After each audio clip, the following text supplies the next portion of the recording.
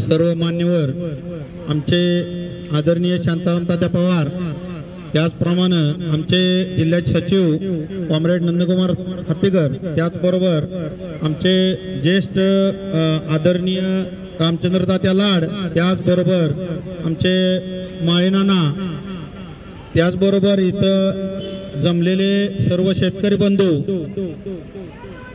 सर्वांचं सर्व शेतकरी आणि बंधू भगिनी,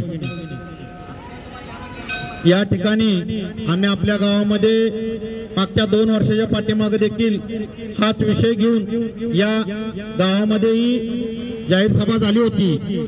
त्याचप्रमाणे आजची देखील ही कुठलीही कल्पना न देता सर्व शेतकरी बंधू भगिनींना ही एक कोपरा सभा म्हणून आम्ही जाहीर केलेली आहे आणि त्या अनुषंगाने आपल्या गावामध्ये आजचा दिवस निवडला आणि आपल्या गावामध्ये ही कोपरा सभा आम्ही घेत आहोत। तरी मित्रहो, ही सभा घेण्यामागचं खरं कारण आहे ते म्हणजे शेतकऱ्यांना कोणत्याच मालाला हमीभाव मिळत नाही। खऱ्या अर्थानं या भागातील मुख्य पीक म्हणजे ऊस। मित्रहो, या ऊसाला दर किमान 5,000 रुपये आम्ही गेली 2 वर्ष झालं सातत्यानं मागत आहोत। तरी या कारखानदारांना, या सरकारला जाग येत नाही, परंतु ही जाग आपल्याला आणावी लागेल। सातत्यानं आपला हा लढा पाठीमागच्या पेक्षा मोठा व्हावा, ह्या अनुषंगाने आम्ही प्रत्येक गावोगावी कोपरा सभा घेत आहोत।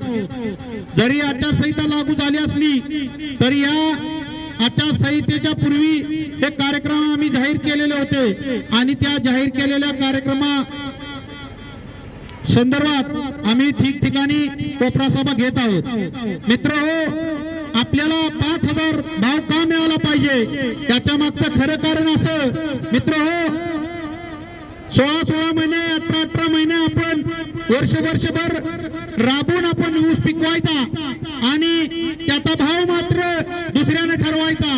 मित्रहो, सांगण्याचं खरं कारण असं आहे की कुठल्याही दुकानात गेला तर त्या मालाचा भाव विचारला असता कुठलाही ग्राहक ठरवत नाही, तर त्या दुकानाचा मालक त्या मालाचा भाव ठरवतो।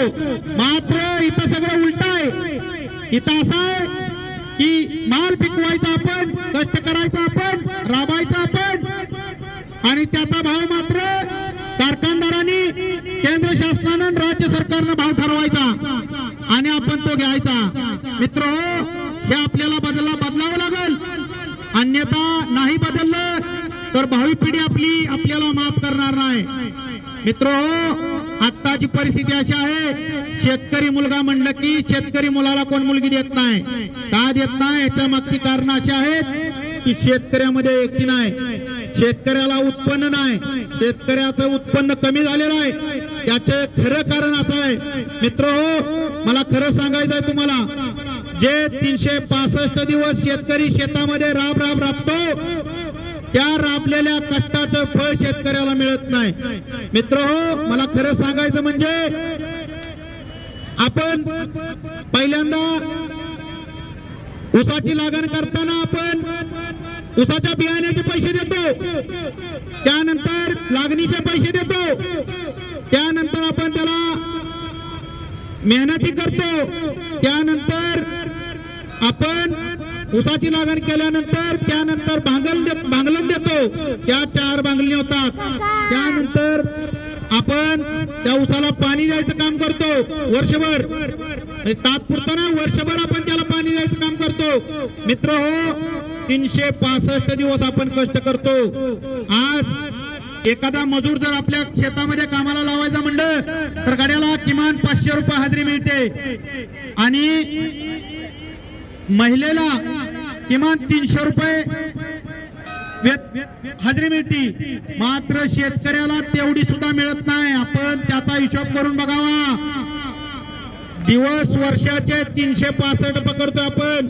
ऊस पिकामध्ये 16 महिने 18 महिने ऊस आपल्या शेतामध्ये पिकतो आणि त्यानंतर तो कारखान्याला जातो। मात्र घातलेली जी मिळकत आहे ती सुद्धा आपल्याला मिळत नाही।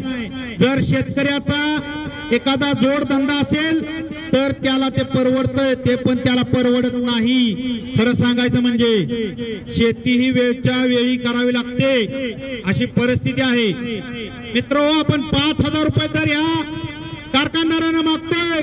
कशा पद्धतीने मागतोय मित्र हो? पूर्वी केंद्र सरकार 8.25 ला FRP जाहीर करत होतं, त्याच्यानंतर त्यांनी तोडगा काढला, पुन्हा 9.5 केली, आता 10.5. म्हणजे सरकार एकीकडे महागाई वाढवतंय, एकीकडे शेतकऱ्याचं हिसकावून घेतोय. मित्र हो, हे आपली लूट होत आहे आणि आपण गप्प बसत आहे. मला एक सांगा, गोरे इंग्रज गेले आणि काळे इंग्रज आले म्हणायला आपल्याला काय वाईट आहे सांगा? मित्र हो, ज्याप्रमाणे गोऱ्या इंग्रजांनी आपल्यावरती व्यापाराच्या उद्देशानं या देशामध्ये आले आणि आपल्यावरती राज्य केलं, मला एक सांगा, त्याचप्रमाणे हे कारखानदार व्यापारी झालेले आहेत. पण ते कोण आहेत? आपल्यातलेच आहेत, परंतु ते काळे इंग्रज म्हणायला आपल्याला काय वाईट ठरणार नाही. कारण मला असं म्हणायचं आहे, कारखाना काय कोणाच्या बापाचा नाही, कारखाने आपले आहेत, सर्वसामान्य शेतकऱ्यांचे कारखाने आहेत. जेवढे पण कारखाने आहेत ते कारखाने सर्व शेतकऱ्यांनी आपले सभासद होऊन शेअर्स विकत घेऊन ते कारखाने उभा केलेले आहेत. कारखाने उभारणीमध्ये सगळ्यात जास्त सिंहाचा वाटा असेल तर तो शेतकऱ्यांचा आहे. शेतकऱ्यांनी जर शेअर्स विकत घेतले नसते तर मला सांगा,